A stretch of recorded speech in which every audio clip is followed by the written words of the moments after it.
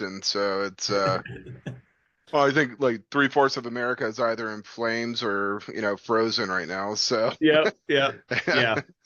Yeah, I'm in North Carolina and it's snowmageddon sort of thing. It's like the only snow they've had in probably a decade. are you at Vietnam or ever in No, wh- no, thank God. No, no, I'm in like the Raleigh Durham area, kind of in between. Yeah. I lived in Durham for about 2 years post undergrad. It's good. Crazy, crazy changes. It's an amazing place to live. Yeah, yeah, it's pretty wild talking to like some of the people who like grew up here and like talking about how it was all dead and now it's getting revitalized and stuff. So yeah, it's pretty cool. It's awesome.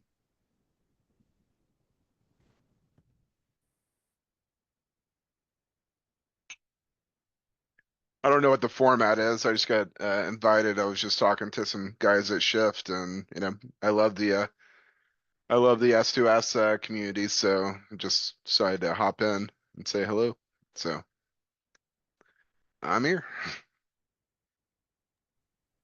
Cool. Yeah, I'm looking forward to it. I just started the like going through the shift workbook and stuff this last week. So yeah, I'm excited to kind of see what it's all about.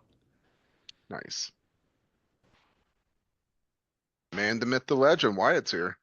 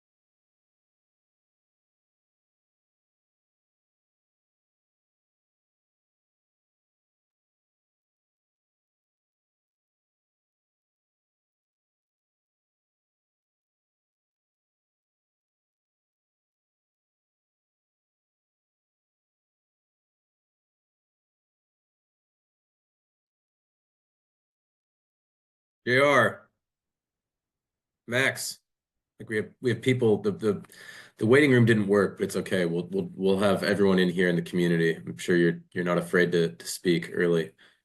No, no, sir. How's the man? That's the shift group layer back there, man. That's it, brother. It's dark in Boston. That it is. That it is. Bobby, What's up, brother? How are you? doing well. Doing well. The cold is it freezing down in Destin? You Dude, pulling out your shovel? no exaggeration. 9.5 inches of snow. We got crushed. In Florida. Unbelievable. Unbelievable. Like from the Beautiful. Alabama line all the way to Tallahassee, they closed I-10. Like grocery stores like open from 11 to like 3 in the afternoon. There's dudes driving around like road workers from the city department like sitting on the back of flatbed trucks with their legs hanging off with like buckets of salt and kitty litter and shit just like throwing it on the street like nobody knows what to do. It's crazy. That's absurd, It's man. yeah, it's wild. It's fun though. My daughter's 7 and she thinks like the Frozen movie like is real. So it's like there's magicalness to it as well. So it's pretty cool. Yeah, yeah. I was seeing the videos there. People, yeah, out in the snow on the beach. Yeah, it's crazy. That is Yeah, crazy. It's like my dad said, only took Trump a day and a half to fix global warming, baby. Oh, yeah, dude.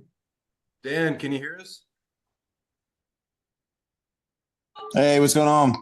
What's up, dude? Nice to see you. You I'm too. I'm shocked there was 9 inches of snow in Destin. That beat Philadelphia snowfall totals over the weekend, which is crazy. Insane. I'm also glad that I'm not the only guy wearing a sweatshirt. That makes me feel good about myself. This is the sales. This is not the finance call, Dan. That would have been Patagonia, and everybody else would fit right in. Or the politics one. We'd have Patrick showing up in his suit jacket and flower on his lapel. We're still waiting for Chris to join, and then we can get started. He texted me. He said he's going to be jumping on.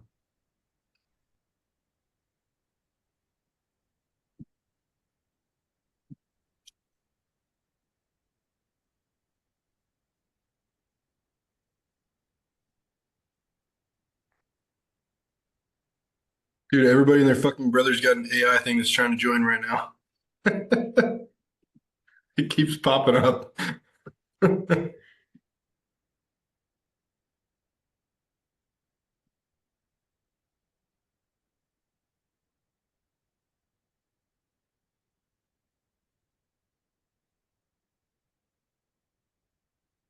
Text Chris. He's in the waiting room.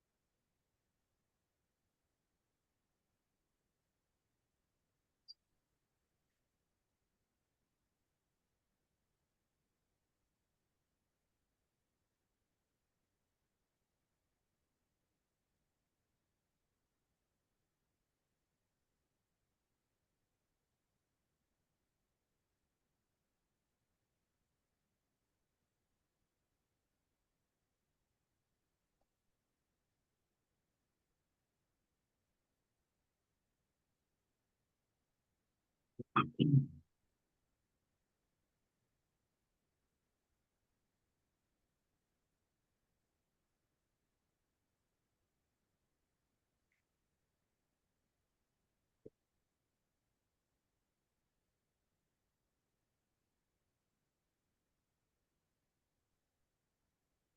Well, while we wait for Chris, Max, I'll just welcome everyone in. We're super excited. I'm not a sales guy, so this is the last time I'm going to talk here. But you know, Kyle and I are partners at Sitreps, and Max is also on the Sitreps team. It's basically us three kind of running the show. But we got approached by a really cool company, Shift Group. Bobby, JR, the reps here tonight. They're doing some really cool stuff.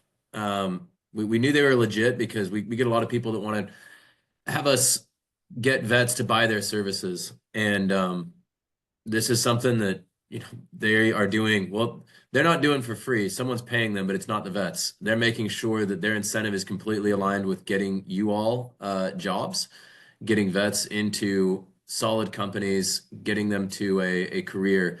Tonight we're going to be focusing on sales, and this is one thing I remember when I got out of the military and started chatting with my friends who are in tech sales, and I had no clue, you know, what tech sales made. I knew what it did, but it didn't really register with me how much of A was a very lucrative and kind of strategic career, but B, like the actual nature of it is so much more of a business side endeavor. I think so many people have the wrong idea of what sales is and what sales does. Too many people have either been to the used car lot or they have had someone knock on their door to sell pest control, which also can make crazy money, by the way. But they don't understand that for most of the time, doing sales is as much a part of the business, much as part of the strategy as anyone in the finance office, as anyone in the, you know, customer success sector of the business. And for so many vets, they are missing out majorly by not at least considering this as a way to you know, to make money and to really have as a career, you know. And at the end of the day, whether you do go into a career as a salesperson or not, you make it up high enough in a business and you will be selling to clients. You will be finding a client to buy whatever it is that your company is making. That's really the only way that you're ever going to, you know, really make money is by finding someone and getting them to buy something that otherwise you were not providing them, bringing new revenue in the door. Anyway, I'll turn the time over to Max and the rest of the sales crew, and really excited to hear from everyone today. Thanks, Wyatt. I appreciate it. Can everyone hear me okay? Give me some thumbs ups. Okay, cool. Sorry, we're still waiting for Chris Crenshaw to join. But before we do that, we can do some quick intros. I'll kick it off. I was an infantry officer in the Army. That's where I had the pleasure of meeting Wyatt. We were up in 425, up in the same airborne unit together up in Alaska. Now I work in tech sales. I work for a small AI startup. It's a really small company based out of Miami, and I'm their founding account executive right now. And I'll pass the torch to JR. He can introduce himself next. Yep. Thank you, Max. J.R. Butler. I am the CEO and founder of Shift Group. I am the only non-veteran on the panelists, so I'll be the one that thanks everybody on this call for your service. I started the company about 3 years ago. Initially, we helped athletes in their transition out of college and professional sports. I was a hockey player. Struggled with my own transition out of uniform in my 20s, my mid 20s. Had some of my closest friends, first cousins that served in the military that got out of uniform the same time I did, and misery loves company, and kind of shared in our transition struggles, but also in the strengths that we brought to the job market. I ended up getting my shit together and had a great 16-year career as a sales leader in the technology industry. Was a VP of sales and a CRO at a startup up here in Boston that we built from less than $1 million to over $200 million. And we were acquired for $2 billion. And my strategy as a sales leader was pretty straightforward: attitude over aptitude. You can teach someone how to sell. You can't teach someone how to be resilient, coachable, team first, and growth minded. So my strategy was hire athletes and veterans. I proved the model worked to the tune of $2 billion. So decided to start Shift Group to take folks like you, folks like me, and my athletic background, diamonds in the rough, I like to call us, round the edges a little bit in our program and put you guys in front of our customers, which are about 400 companies across North America that pay us money to hire literally specifically athletes and veterans. We've done it over 1,000 times in 2.5 short years.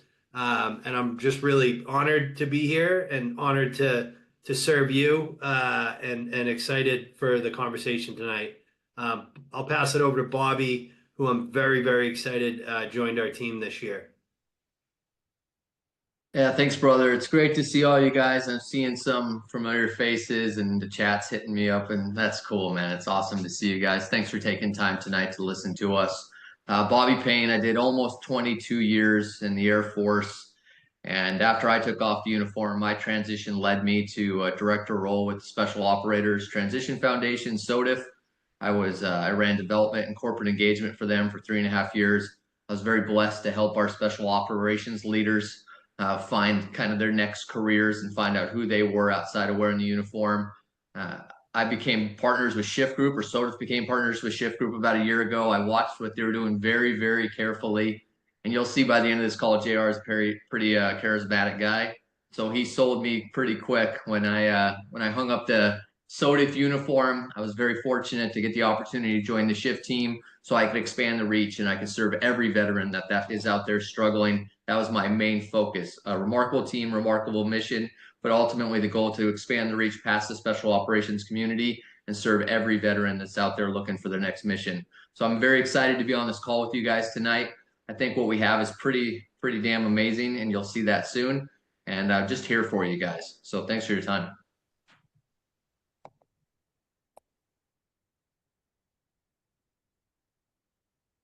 Dan, where you at?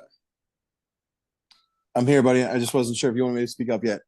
Hey, everybody. My name is Dan Coons. I've been friends with Wyatt and Max for quite a while now. I have a background in big enterprise sales, so um, I've worked for I've worked for or with most of the big brands that you all talk about from the perspective of software and technology. So started my time at Gartner, and then I went to work at Pivotal, VMware, Broadcom, and I had an opportunity to go work at ServiceNow, and now I'm at a startup, and I run sales for our North America business here. I wanted to diversify my experiences from like big enterprise clients and big enterprise organizations to big enterprise organizations, but delivering a product for the first time. I also served in the Army for 13 years, and in the background we've got Lion King and 3 little kids. So if you hear background noises, that's what's up. It's about 8:10 on Eastern time, so I'm gonna work through it. I didn't say annoying kids. All right, it's good to see you all. Thanks, Dan. Yeah. Chris, we finally got you here. Yeah, thanks, Max. I had to join from my wife's computer, but great to see everybody. Chris Crenshaw, like Dan, I work at Gartner as an account executive in the DoD enterprise arena. Prior to that, was also an Army guy. Spent 10 years in the Army, and then I had a bit of more of a non-traditional path to get into sales. I went the MBA route and then went in the defense contracting aerospace route and eventually landed at Gartner. So happy to kind of tell that story as well. Cool. Thanks. One thing I realized I forgot about my background is for the last couple of years I worked for another startup, and all my SaaS sales experience has been kind of in the startup world. So I don't have any defense experience, but got a lot of experience in the startup space. So before we get into our questions, I just want to tell everybody if you got questions for the group, we're gonna do like a Q&A session at the end. So just throw them in the chat, and then we'll get to them at the end. We got a series of questions for the panelists, and then we'll do the Q&As, and then we're gonna have some breakout rooms that are gonna rotate. we're gonna do like 3 breakout rooms, one with the shift guys, one with Dan, one with Chris, and me and Wyatt will bump around, and then every 15 minutes we'll just rotate those. So it'd be 3 rounds. So the first question I got for you guys is, there's a lot of misconceptions about what sales and what sales isn't. Could you guys talk to us about like what sales actually is? You want I to take can this jump. one, JR? Yeah, Max, I can jump in and give my 2 cents on this. Sales is consulting with 2 indignities that make a lot of people uncomfortable, and that's what the money is for. At the end of the day, when you go into an organization and you're selling a product, what you're really trying to do is understand their current mode of operations, what their goals and priorities are in terms of outcomes, like what they're trying to drive in terms of change or, like I said, outcomes, and then figuring out with them what the inefficiencies are in their current processes, tool sets, people, whatever it happens to be, right? That should sound familiar because it's the same thing that a consultant does. The only difference in sales is before you get to do that stuff in the middle, first you have to get their attention. And then after you do that process, then you have to ask for their money. Those 2 things make most people really, really uncomfortable, especially the getting their attention part. That means cold outreach, cold emails, cold calls, and asking people for their money is also uncomfortable for most people. But everything that happens between those 2 things is exactly the same thing as you do as a consultant. And that's sales in general, not just tech sales. At the end of the day, it doesn't really matter what product you're selling, in my opinion. What you're really selling is outcomes, and outcomes are either improvements in growth or reductions in cost. So that's kind of how I've always described sales. Obviously, partnering with groups like Bobby's old organization, SODIF, you see a lot of soft folks move into consulting.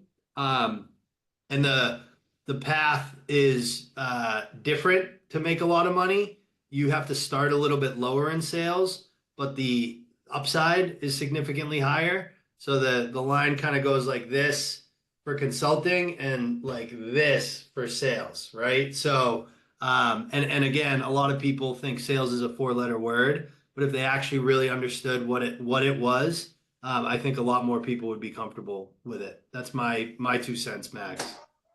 I'm gonna jump in and say that JR is absolutely right. I came into sales as a corporate account executive an enterprise account executive. After having I got a law degree and I never practiced law. I went right into sales, and I actually got hired out of a bar outside of Philadelphia in the kind of this crazy story of small world and connections, and that's how I got started at Gartner. But the most important part of a sales process is finding the problem for the organization that you're working with. And the only way you can find a problem that's worth solving is if somebody trusts you enough to tell you what their problem is. And I think that oftentimes we think about salespeople more on the close or the hard close part of it, as it relates to the asking for money. But a truly exceptional salesperson is much more interested in the problem that they're solving and why. And I always tell people that, like, if I find a $10 problem, you're going to make $10 out of it. You probably make $6 out of it because it's commodity. But if you find a $1 billion problem, you're probably solving a $10 billion problem. So like, you got to be correlated to what the actual value of the problem that you're trying to solve is. And that helps with the close process quite a bit. So JR is absolutely right. And then as you advance in sales, so you go from account executive to senior AE to client director to global client director to director to VP. We kind of lived in each of those domains, and the number one job of a person trying to teach somebody else how to sell is to isolate themselves on a problem that's worth solving, and then they can ask for money for that their organization can solve. And oftentimes, too often, people come in with the solution first and not really the problem. So I think that's one of the biggest misconceptions about sales is that my job is to be an excellent listener and very trusted very quickly, because I might only get 30 minutes to find out what the problem is the first time. Yeah. Thanks, guys. There's not much to add to that, to be honest. I mean, JR hit it right on the head, and so did Dan. I mean, there was one question in here too. I think it was how much of sales is new sales versus sustained sales or upselling. I'd say 80% of my time is spent doing consultative work. So it's working towards that solution of providing ROI to the client because the majority of sales is renewals, especially, in my position at Gartner. And a small portion of that is, the business development going after and hunting for new clients. But a lot of the sales, upselling type work that you're doing is from providing value to the client. And then that kind of spreads like a cobweb. So not much more to add though than I'm gonna you guys crushed it.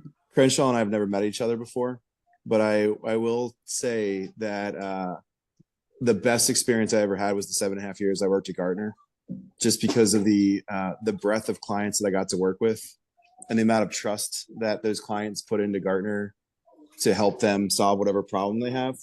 So it really helps when you walk in with a great brand behind you, because it takes a lot of what JR describes from the early part of like knocking on the first door.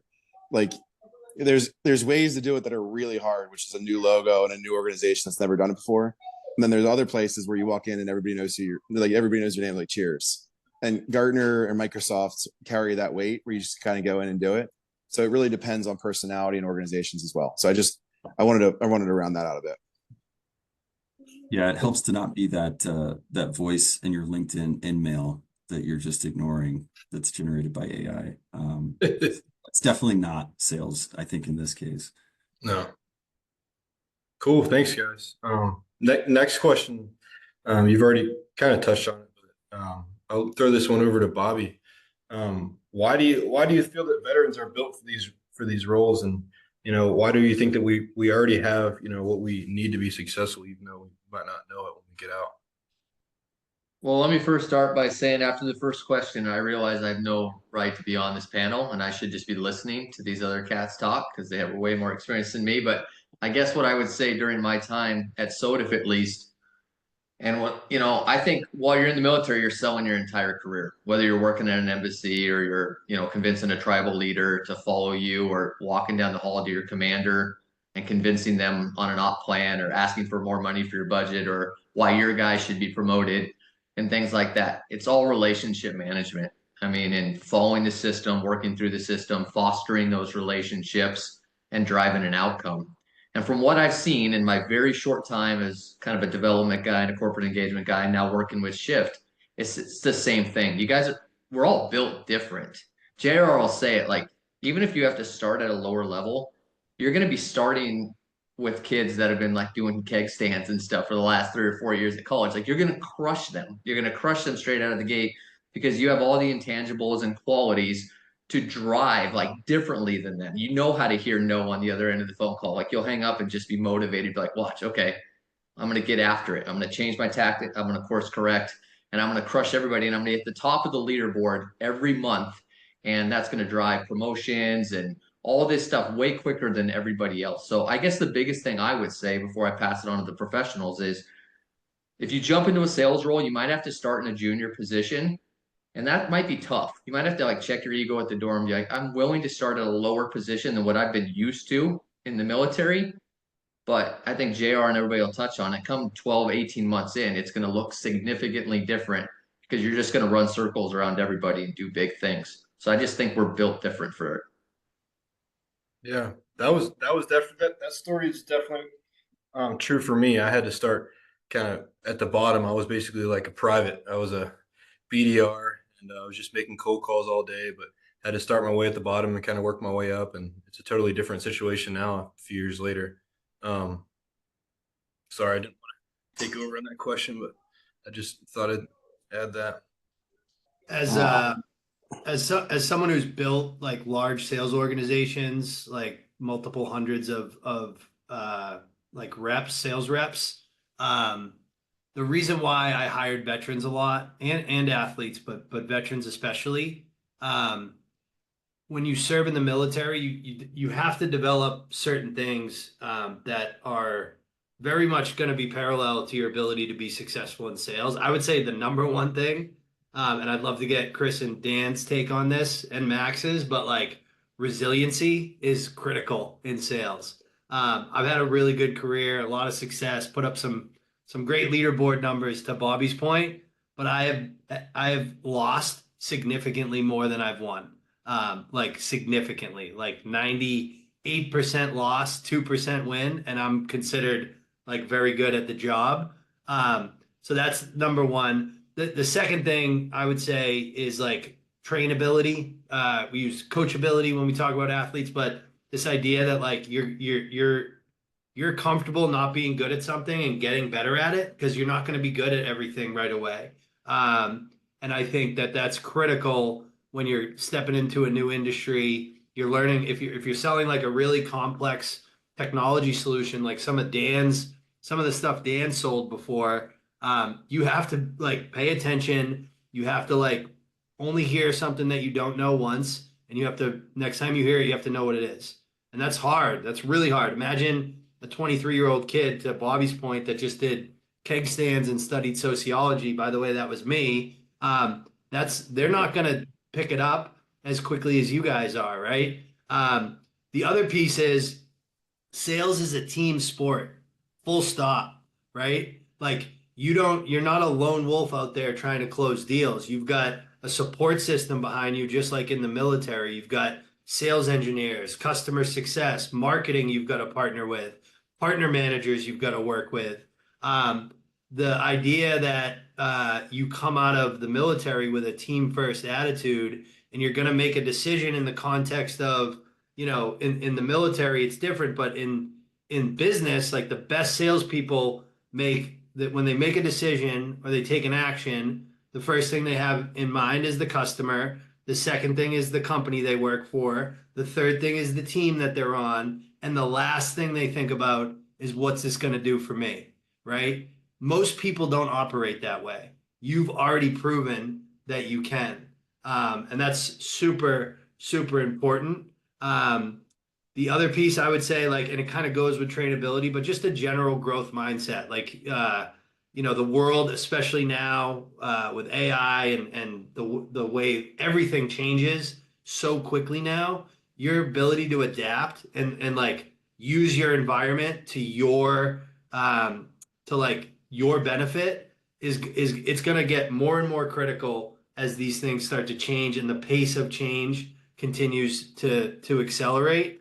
So when I think about it, it's like all things being equal, you've got a veteran and you've got like a regular citizen. You're going to hire the veteran 10 out of 10 times. And I obviously am biased because of the company that I started, but I talk to 5 to 10 chief revenue officers every single week, and everybody says the same thing. Like, I can't believe nobody started a company like this before because everybody gets it. So, like, you guys have what it takes. It's really just about application.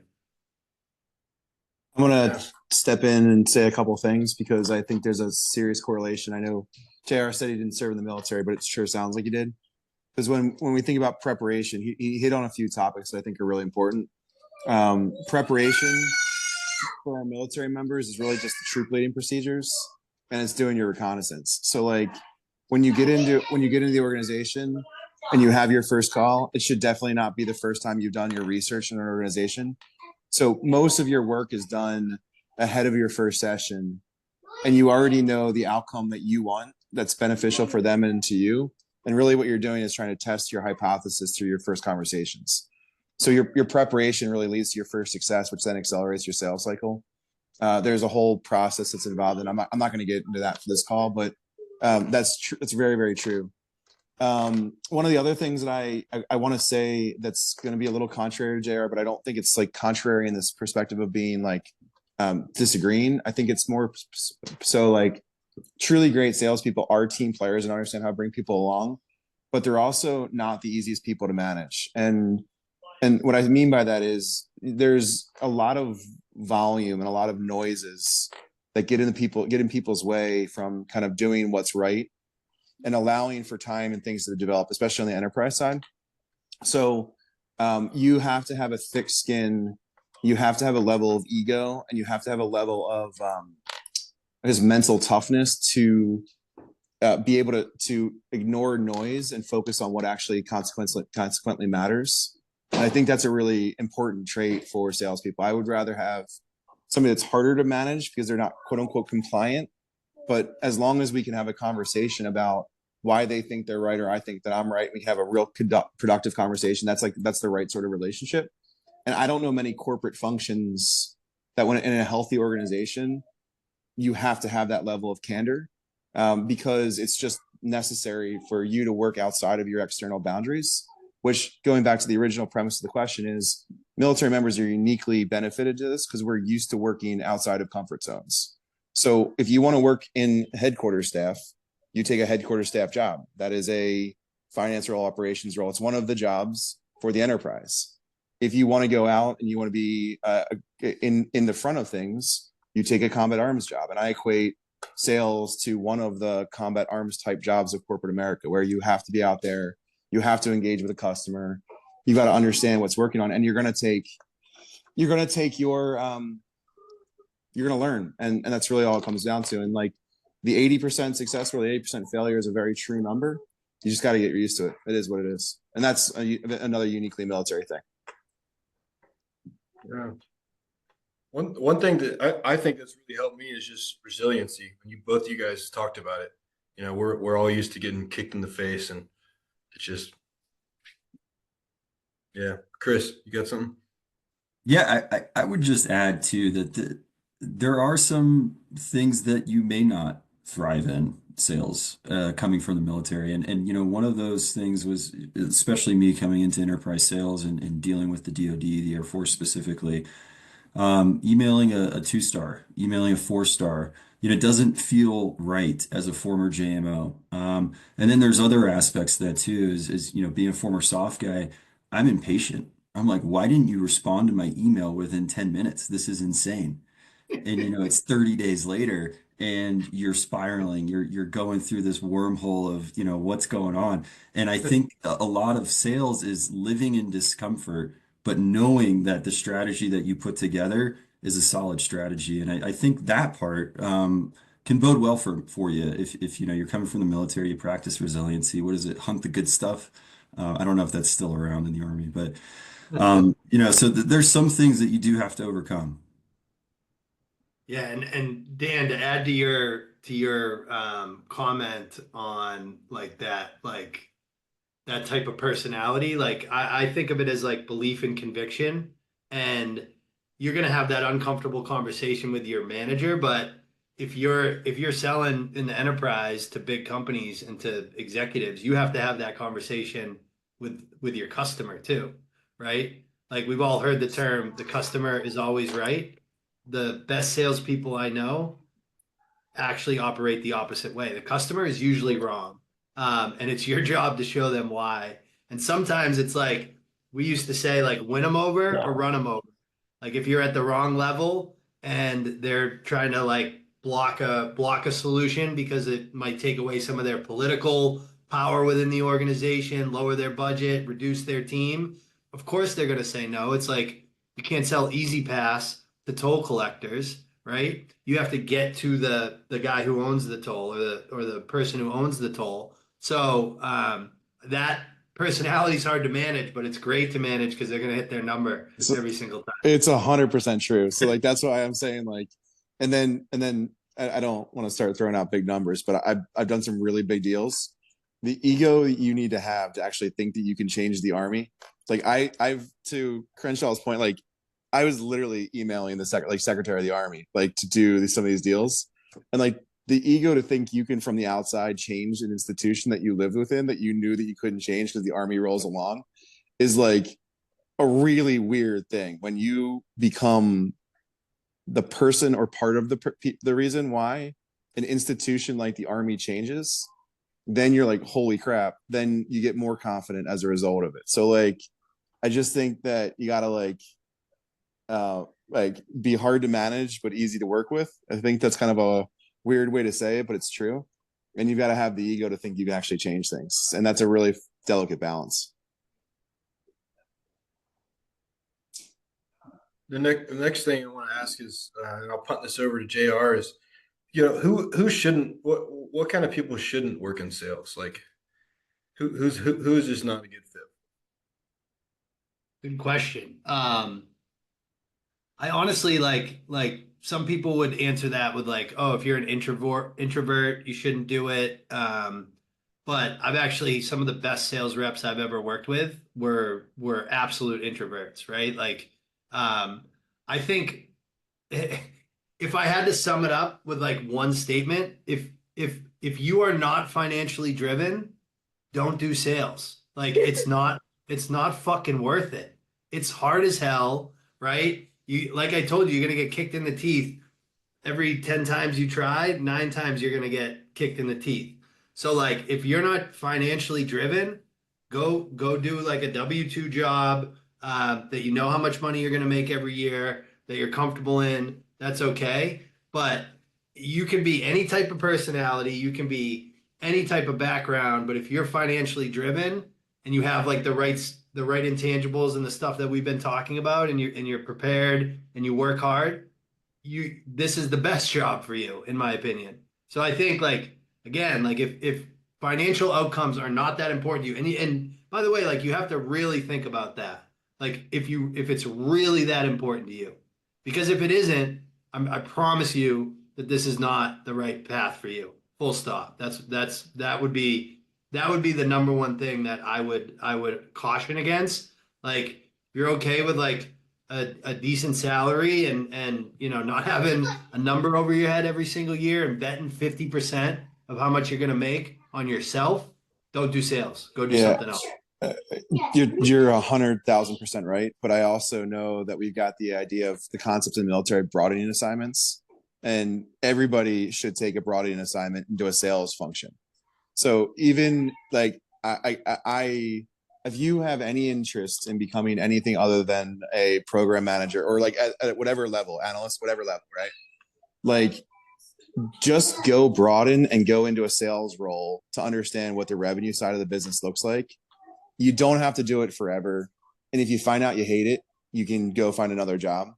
But you gotta go understand, because if you're hearing what I'm saying about sales and what JR is saying about sales, our job is to work with customers, understand what their problems are. If you don't do that, then I don't know what you do in a business, because that's what a business is intended to do.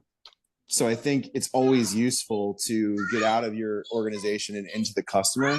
And that's generally found in a sales role, whether it's a customer success or an AE job. And my son's yelling at my daughter now, but you guys get the point. Like you should take a broadening assignment into a client facing role, which is a sales job.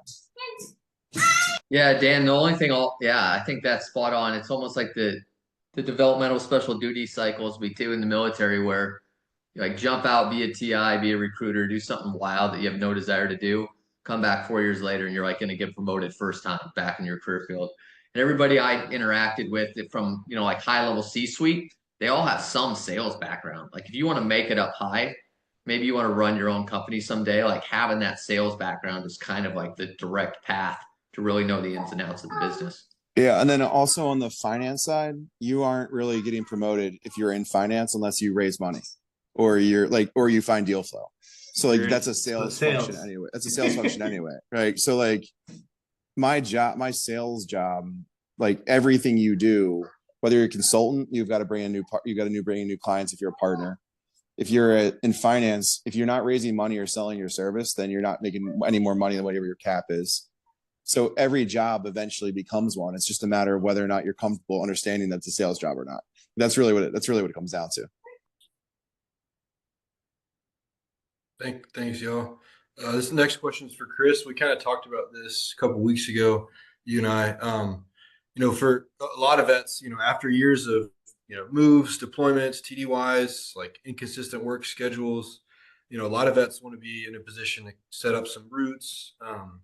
Make up lost time for family, coach kids' sports teams, go skiing more, just do more things that require some stability. Like, why do you think that sales is a good career for vets to be able to do that? I'm going to jump in because I know this very true. It's the only Take it. profession. It's the only profession you have at the account executive where you get to manage your calendar and make as much money as you do. There's no other role within a company that you can control your calendar the way that you did. And I'm going to give you the reason why I'm saying that. So when I was in my late 20s, I was at Gartner and I got promoted to become a second level manager there. So I had a pretty big team. And I just happened to have my first kid at the time. And so I was like, you know what, like I need to go back to being an individual contributor because I want to be a good dad. And like, I'm not able to do that with the calendar that I'm keeping now. So I went back to being an individual contributor and I organized my calendar where I only work in blocks and I schedule it on my own time. There's some things that happen that I have to do, but like it is the only job at the individual contributor level where at the enterprise level that you get to control your calendar more than anything else. And that becomes part of your discipline, which is calendar management. And that is a function that you need to learn as well. But that's not for here, but it's like calendar management and time management are a function of sales when you start to manage your calendar the right way. 100%. I think Max is picking on me because I spent all my time at Fort Bragg and now I live in Park City, Utah. Lifestyle is like a huge component of choosing sales over consulting. And I think Dan hit it right on the head too. Like you control your schedule, you control your travel to an extent. I mean, you have a say in when you're going to go do these on-sites. It's not like, hey, I need you here on this date. You are the account executive for these accounts. And so you control your travel, you control your timelines. If you need to go take a break and ski for a bit, you can do that in sales and consulting, coming from the MBA route. I went to Chapel Hill and I thought consulting was the name of the game. All JMOs got out, they went into consulting, and I was talking to my friend at BCG, and we cost factored or factored in his hourly rate, and it was terrible. I mean, it was like $25 an hour. Still making pretty good money, $200K a year, give or take. But with me getting out of the military, it's about time to have a family. It's about time to settle down, live where you finally want to live. So that's a huge component of it, is lifestyle. Yeah. No, I'm not picking on you. I mean, I live in Utah too. Yeah, you're just down the road. Yeah. That's why I live there. I'm like one of the only dads in my kids' school that gets to drop their kids off at the bus stop and pick them up every day. Yeah, nobody thinks I have a job. It's Yeah, weird. like I get to drop my kid off. I get to start my day at 9 or 9:30, and then I get to be done to pick up my kids by 3:30, 3:45 to 5. Like because I organize my calendar the right way. There are almost no other functions within an organization that you get to have that level of flexibility in your calendar. It also helps when you hit your number every year, but that's a different story. Yeah, for all the listeners, in order to have this kind of flexibility and autonomy, you got to hit your numbers. If you're not doing well, it's going to be a different story. I've never asked a rep who is at quota or on their way to quota, what are you doing today? Ever once in 18 years of I've never wanted to know the answer. No clock in, no clock out. Where are you? What are you doing? I don't need to know. That's so true. Next question up is we've had a couple people ask about it. Could you guys outline the different the different most like standard roles in tech sales? And then could you also talk about like what the typical career paths look like? Yeah, I talk about this a lot. So I think of it as like there's like 4 tracks, right? There's like sales development, sales leadership, individual contributor, and then like account management, customer success. That's kind of how I think about it. The typical starting role, and obviously this depends, right? It sounds like Chris, you stepped right into an account executive role, and maybe you too, Dan. I don't know if you did a little like sales development, business development. I started off in business development, but for defense contracting companies. I ran political campaigns. Same. Any type of like, biz dev, sales dev, it's prospecting, right? Like that's typically where you want to start. And that's like a truly eat shit job, but it's awesome because you learn so much. It's like getting your MBA in sales. You learn how the customers think. You learn how to talk about the product, and you learn how to do the hardest thing in business, which is to get a stranger's attention and get them to agree to give your organization the one resource they cannot create more of, which is their time. That's why, like, I know nobody wants to do it, but the power to do that, the power to call a stranger and in a couple minutes convince them to spend another 30 minutes with you or an hour with you, that's a superpower. I don't care what you want to do someday. If you can do that, you can do anything you want. Full stop. So that's where you start, the SDR route. And you can stay in that route in terms of like moving into leadership, running a team, becoming like a director, a VP, even like a global head of sales development. The more common route is you go out of SDR and you move into account executive, and that's that role that most of us are talking about, which is like you carry a quota, you've got a territory, you got a number on your head. You have an SDR typically or a team of SDRs that you're working with. They're getting you meetings, and you're going out and doing the consulting and the qualifying and the closing. And you can stay in that route and go up the leadership realm and become a manager, director, VP, and then a CRO. That's the path I took was SDR, AE, manager, director, VP, CRO, which is probably the most common, I would say. The other piece is, and I think Dan, it sounds like you went this route, which is like go become an individual contributor, and the movement is typically depending on the complexity of the technology, the size of the deal, the customer you're selling to. You're going to start like small, medium business account executive. Then you're going to learn how to sell smaller deals at smaller organizations that are less bureaucratic and it's less complex. Move up to mid-market commercial, sell a little bit bigger deal, bigger account, more complex sales cycle. And then you can go to enterprise, and those are the big deals. That's wheel hunting. That's going into a CBS and doing a $25 million deal, right? That's when it gets really fun. And to Dan's point, like when you're in that space, you really only need to close 1 or 2 deals a year. That's where I spent most of my career, was in the enterprise leadership, running teams that did that. And then the last piece is you can go SDR to AE or SDR to account manager, excuse me, and you can go in that like account management, customer success realm. And then the same like leadership hierarchy exists in all 4 of these things. But like when I think of sales, the sales career specifically, those are kind of the 4 avenues I think of. Chris, Dan, you think I missed anything? Yeah, I think you missed the avenue you went down, which is crush it in sales and then go build your own company. So Yeah. it's like and it's like the every organization, the only things that CEOs care about really are how do I grow the business and how do I return value to shareholders. That's like the grail of what CEOs care about. Like, and so if you are good at this and you want to do this more, then your job should be to grow businesses. And then you can become a go-to-market advisor for companies that need advice on how to go business. And then you can go invest in earlier stage companies and become an advisor of earlier stage companies. Like when you have the perspective on how to grow an entity, and the only thing the CEO can outsource is their growth strategy and their shareholder communications and their shareholder value. Everything else, risk, infrastructure, cost, that can all get outsourced, delegated. They're the only 2 things that can.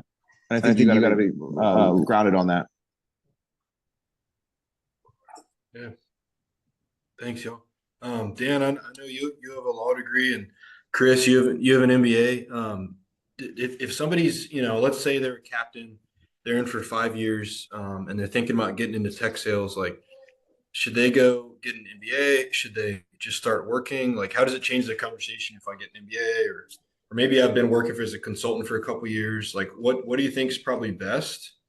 Dude, I'm so in between on that answer, because like my real answer is go follow your heart and do the thing that you're interested in, and you can find your way to someplace. So like I like there's 2 different answers to that question. There's a real pragmatic answer, which is go get an MBA or go get a law degree. I find my law degree, I use it every day, although I'm not a lawyer, just negotiating and navigating through contracts. It's really valuable. But I also love history, and like I sometimes wish I got my master's degree and doctorate in history, because like I'm super interested in that. And so that's just it's what I love. But I don't think that it would ever change my trajectory in sales now. I think if you're coming out of the military though, specifically, and you've been in like combat arms jobs or roles that have some level of like, or you're an athlete and your job is completely different from the function of the entity you're in, and you got a free GI Bill, you should probably use your GI Bill to go get some practical like MBA experience. Like it's they're giving it to you. They're giving it to you for free and you have earned it. So you might as well do that for 2 years. Like it's pretty easy. It's a pretty easy answer. Yeah, so coming from the MBA route, I actually pulled up some Gartner research on this because I was curious to know. 70% of sales operation leaders see STEM and MBA skills as increasingly important, yet 35% of the current team members have them. And one of the things that they noticed here was like forecasting and modeling and data visualization were key components to sales operations. I'm with Dan on this. I'm not necessarily using my MBA as an account executive. However, this will be my third or no, fourth career change, in the past 15 years. It started off as a pilot, went to SOF, and then I was in the drone world for a while. I was a startup founder for 3 years and then got into this. So like shit, five. Um, you never know where you're going to be after sales. You might get burnt out. So like Dan said, if you have it paid for through the GI Bill, I don't think it would hurt. Um, it's definitely not something that's harmed me in the hiring process. But it's also something that they didn't necessarily care about. They were more interested in pipeline development, experience, sales quota, you know, type roles, and then, whether you met that actual quota in the past, at least at my level. Yeah. I'll chime in and say that I've seen lots of reps that are, pretty high performing reps, and some of them don't even have any degrees. Sales is a place where if you work hard, that can really be enough, and you can really get really far on just hard work alone. I JR, know this. you gonna try? Yeah, I was gonna say I know this wasn't the exact question, but I only hire PhDs, persistent, hungry, and driven. That's the only degree you need to be successful in sales. Um, so that's my 2 cents there. Not an MBA guy here. Thanks. I actually find that you overthink if you've got too many degrees. So I like really don't think that you need it, but I think that if they're going to give it to you, you might as well use it. And if eh, like and JR, like I think you and I are some South kindred spirits because everything you say I tend to agree with, and I don't like that about everybody. But like the way the MBA will help you later on, because the real goal for any of these jobs is to get more and more equity. Like you're not in this just to make money when you're 25 or 28 or 30. Like you're in this because when you become a VP, you get 100,000 shares. When you become a CRO, you get more. And so the compensation on the sales job, we think about that typically as what our W-2 salary is. But once you start to get into the equity game, and that comes with title and time, like that becomes the way that you make 5, 10, 15, $20 million at a way faster rate than you can even conceive just making $200,000 or $300,000 a year. And that comes because you have advanced titles, and advanced titles generally become because you have advanced degrees. Because to the earlier point, an investor or shareholder needs to have some level of assurance that you're going to return them a value, and they generally like to see the MBA on somebody's resume or a law degree on somebody's resume. So that's the only reason I think you need it, but like that's for a future conversation. Yeah, Yeah, someone told me early in my career, you can get rich on your W-2. The only way to get wealthy is equity. That's very true. I have stopped taking raises because I just asked for more equity. So like I literally like unless you're going to materially change my wealth on the compensation side, I'm very happy with where I'm at. Give me another 25,000 shares, and it's a very easy answer from my employer. Like cool. So Nice. Just so you guys know, JR is my boss, and I'm going to have a very serious conversation with him tomorrow after hearing all this stuff. I'm learning so much. So keep it up, guys, please. I was just gonna say, Bobby's gonna ask for more equity tomorrow. Sorry, man. It's like the one thing. It's like the thing at like the Gartners, these big ass companies. Like they don't like Joe Beck. Chris, I don't even know if Joe Beck's still there. He just But left a month Joe ago. Joe was the head of sales, and he was some grumpy dude, and he was like he was like the director of the Philadelphia office when I first started. So he was like that was like 18 years ago, and he just was like grumpy, and he just like, Dan, you don't get it. And like, I was, what do you mean I don't get it? He's like, I'm not here to make money. I'm here to make equity. I was like, I didn't know what the difference was, dude. But you learn that over time. Yeah, he's doing all right in life now. Yeah, he's done okay. Probably buy an island. I think he did. Next question, probably for Chris. I want to ask, is it, or I want to ask, what are the differences between defense tech sales and regular tech sales from what you've seen? I do not consider what I'm doing necessarily defense tech sales. Gartner is really more of a consultative research That's firm. true. Yeah. We sell to the DoD, but it's not defense tech. We're not selling a specific product that is only applicable to the defense. Most of our business is in the commercial sector. When I was in the startup world, we built a wireless power technology company, and that was strictly defense tech. So that's from the startup perspective. If you're looking at the Andurels and the Palantirs, I couldn't answer that because I've never worked for them, but I can tell you from the startup defense tech side of the house, it's difficult. It's very difficult. It took us 2 years to even win a phase 1 SIBR and then go into AFWorks and win that. And then you have to go through all of these processes to get, approved. And eventually the end state is to get, program of record. So, maybe I'm not the best person to ask when it comes to defense tech, just because the startup that I started was very small, and it was slow and it takes a long time. But maybe somebody else I can volley this question off to. Yeah, dude, I've done all defense tech from like, and it's not. I would not encourage it unless like it's like it's a It was the conversation, darkest time of my life. dude. It's a conversation that people want to have. Like my original first 7 years was nothing but Fortune 500 and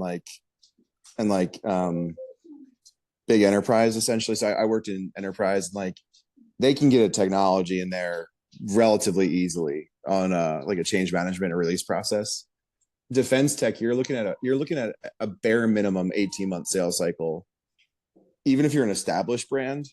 And within the established brand, you still have infrastructure requirements that aren't going to be able to get you into the enterprise for quite a while. So it's like, it's just so hard that you need to know that you've got like right, like if you come into a defense tech job, you're coming into a place that's either VC funded or bootstrapped, and you don't want to be at a bootstrap defense tech company. Like that ain't going to work.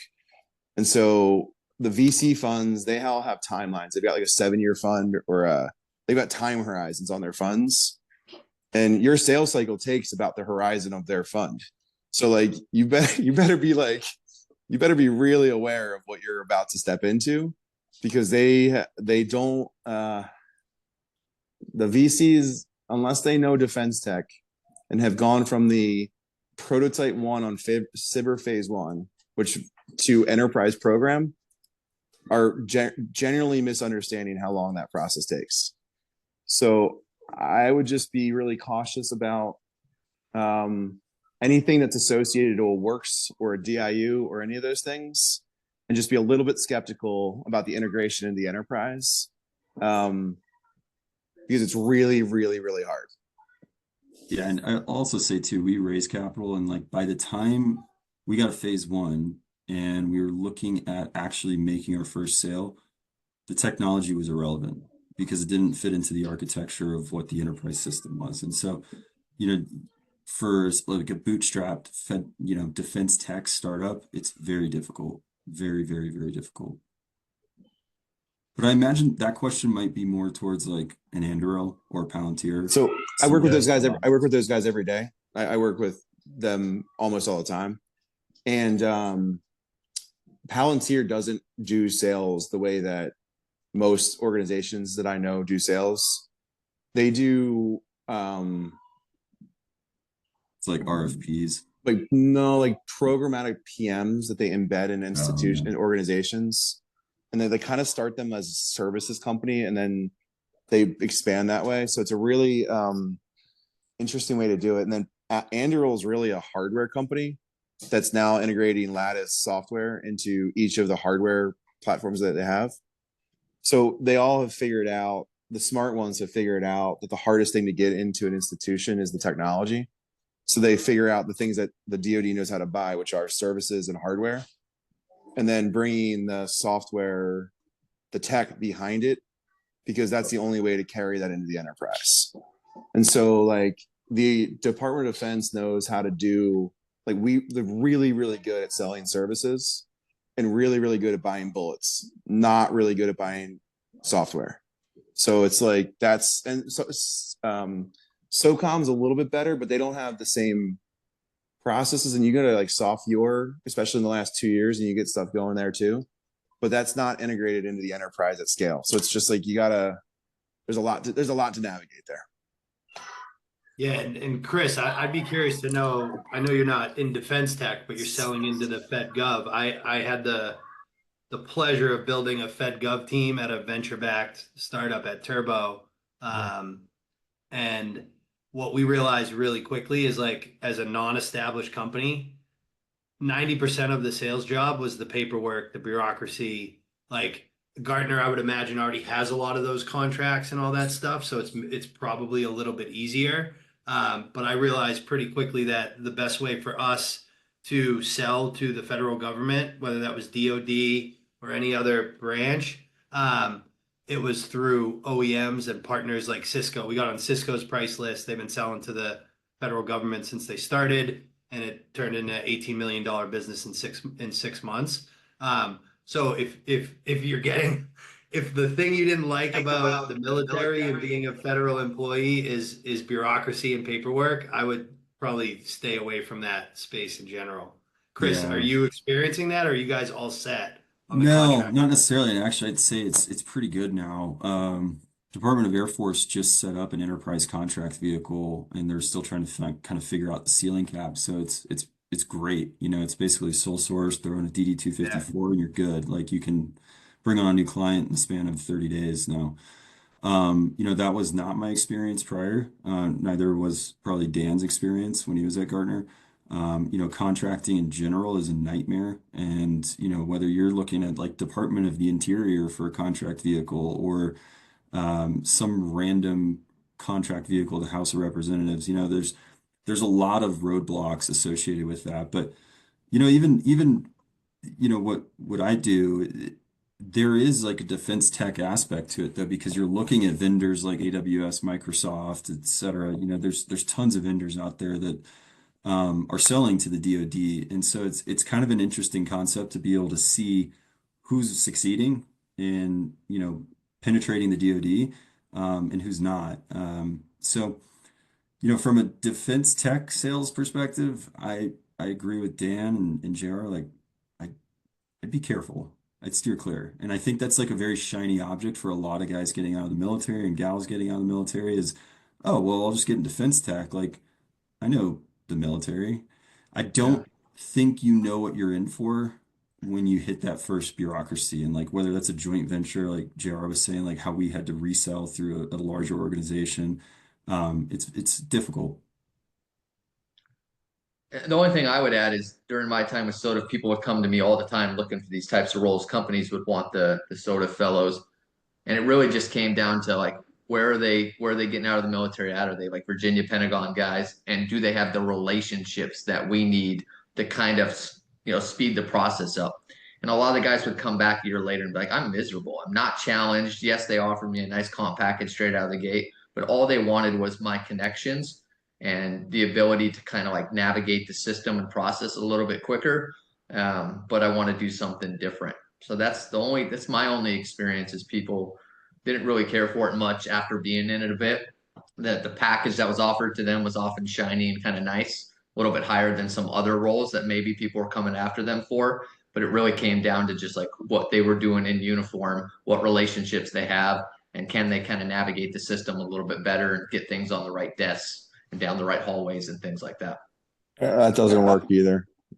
It just doesn't. It just doesn't work either. Like, because Yeah, you then got a you, 5-year life expectancy typically. yeah, then you hit your acquisition Max. office doesn't give a shit about what walked in the hallways. So it's just like it just doesn't work. And I know you're gonna get put on a pip if you rely on either your title or your old relationships within 6 months. Like it's just the way it's gonna work. You're gonna moved out really fast. In fact, we And had a yeah, 1-star that got hired, and he was not allowed to be front facing with any clients for an entire year. So, the employer didn't really realize that when they hired him. So he just collected a paycheck for a year and did nothing.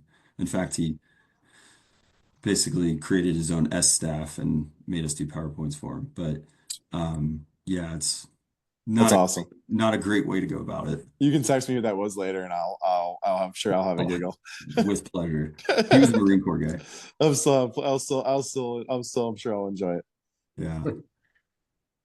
Next question I have is, where do you think are good places for vets to look to start their sales career? Like, would it be better for guys and gals to try to get into startups, more established companies like Gartner? What do you guys think? I wish I would have gone into a more established company off the bat. When you go into a startup or like a mom and pop, boutique defense contractor firm, so I had some cool jobs at the time, working with SOCOM, as a PM. Um, you don't learn much though. You don't learn the structure. You don't learn the dynamics of a truly powerful organization. And I'm not to say that that's not a good idea, but I wish I would have started at a much more established firm, to learn the ropes. Yeah, I totally agree. The Air Force, Navy, Army, United States Department of Defense is the Fortune point 0.5. It's the biggest organization in the world, and the purchasing power of the DoD plus the Fourth Estate plus Fed Civ is in the trillions of dollars. And if you kind of like, even if you've gone through ROTC or if you've gone through any of the enlisted academies and basic training, and you're coming out as a 24 to 28-year-old, you've been embedded by some level of institutional like bureaucracy, like structure, just because it's the nature of the work that you're doing. And I think you owe it to yourself to transition to a place that will allow you to be successful. And so I think that tends to model more closely to the institution that you're coming from than trying to go to a 12-person startup and create your own good habits, because like good habits are only instilled by good leadership, and you don't know bad habits if you're creating them on your own. So like I think it's really important to go to a place, whether it's small or big, that you've got a phenomenal first manager that's had sales success that can teach you how to have good habits. Because I've been doing this I've been carrying a quota for 16 years. So that means that I don't even know how many quarters that's on now, but I still use my first 2 years worth of habits to do almost everything that I do. And it's just, that's the sort of thing you need to find, like more than your employer, go find a place that's going to institute good habits in you so that you understand how to execute, because it's going to get really confusing and really busy if you're swirling all the time. So like that would be my number one piece of advice. Like, don't leave the structure for the military for the swirl of another place without finding a good leadership. It's 64 quarters, Dan. Yeah, my brain hurts. So I'm not a math guy. I was gonna jump in and say the same thing, which is startup, big company, with the caveat of like knowing that you come from a little bit more bureaucracy and a much larger organization. I've worked at both. I worked at one of the biggest tech companies, EMC, which was acquired by Dell for $67 billion. I learned a lot more at Turbo when we were like 16 people than I learned at Dell. And it was for two reasons. One was because of my leadership. That's the most important characteristic of the company beyond anything else. The product they sell, who they sell it to, size of it, all that stuff aside, who you work for, your first job is the most critical decision that you will make. The second reason I learned the most at Turbo is because we were growing so fast and so much was expected of us that we were constantly outside of our comfort zone. When Turbo got big, I'll never forget this. We hired a guy from Oracle who sold into oil and gas, and we hired him for his relationships, which is never a good decision. And he got us a meeting with Marathon Petroleum, and this was like pretty early, like probably 3 years in. And he called me. I was flying out to Houston. He called me and he's like, "Hey, can you send me the oil and gas deck?" And I was like, "What?" He's like, "Can you send me like all the content we use for oil and gas customers?" And I was like, "Dude, we don't have fucking oil and gas content. Like, you gotta build it tonight, brother. Like, that's why I hired you, man."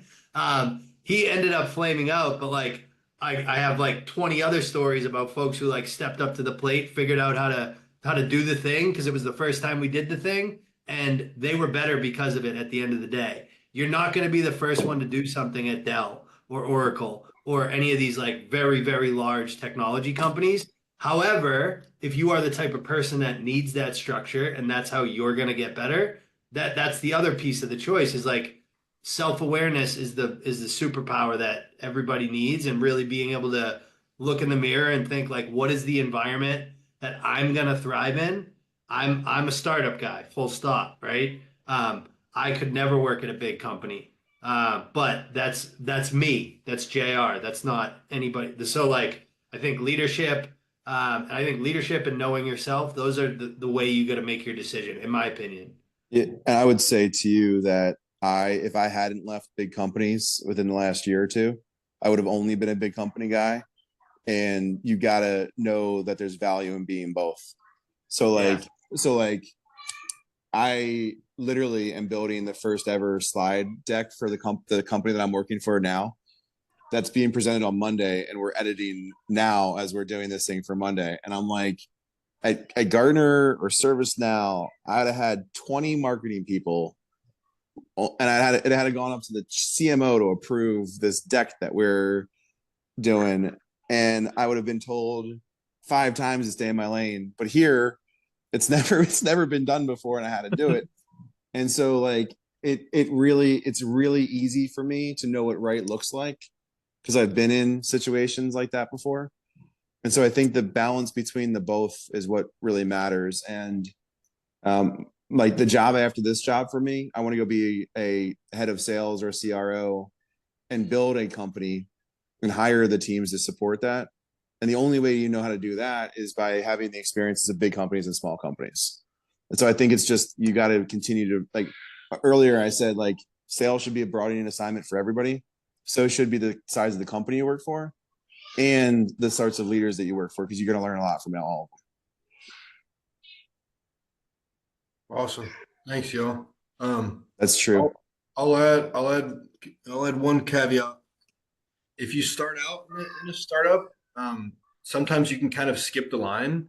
And what I mean by that is you can grow your career professionally, faster than you would at a bigger company because you're growing with the company. So if you're squared away, if you're hitting your numbers, they're going to throw you in a leadership role faster, or they're going to move you up faster than you would get moved up at a bigger company. Great call, Max. I was gonna say I would not have been a CRO at 34 years old if I stayed at EMC. Like that never would have happened. That's a great call. And back to correct me if I'm wrong, guys, but back to the equity piece, like there's more risk, but there's also more reward on the startup side of the house where that thing could get bought out and you could be sitting pretty well you can also go to Databricks, which is also considered a, like there's a lot of places where you can go where you can make a lot of money. I agree with you, but like Databricks is like I hear you, but like there's I made so much money in equity at ServiceNow in the 4 years that I was there that like I like that run went from like March of 2020 when COVID hit to when I left. The stock went from $150 to over $1,000, and I got vesting the whole time.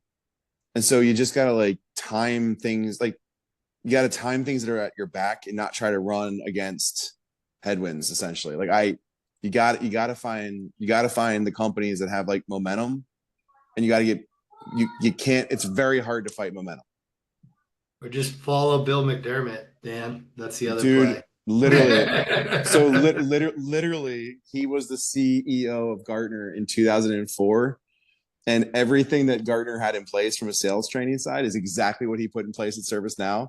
So I was like, oh my god, I just saw this already. I know what this exactly is. That's hilarious. Cool. Well, thanks, y'all. Now we're gonna move to the breakout rooms. We've been hitting up most of the questions, and I'm trying to not have this go all night. We're gonna move to the breakout rooms. Are we So, gonna come back again? Is that the way this works? I don't know. What do you guys think? I just didn't know if you had a closing. It's all No, good. I don't really have any closing things. I was just thinking we'll do 3 breakout rooms, 15 minutes each. We can all rotate. Cool. Cool. Hey And I'm Max, gonna, if it's possible, brother, just in case we miss somebody, there's been a lot of questions about like how can Shift help these guys? Can JR just run down like quickly in a couple minutes, like how Shift could be the stepping stone to help a lot of people jump into these different yeah, sales roles? yeah. Why don't you take it just real quick, and then we can hit the breakout rooms. I Yeah, appreciate you. 60 seconds. Guys, we have a platform and then coaching. So it's a combination of self-paced training, and you get one-to-one coaching with our team, all former athletes and veterans. We start with self-discovery, to my point about self-awareness being number one. We obviously go through the career of sales and business development, and then we actually give you some concepts and skills that you're going to need to be successful in sales. So, building a target list, doing account research, writing effective cold emails, making calls, doing discovery and qualification.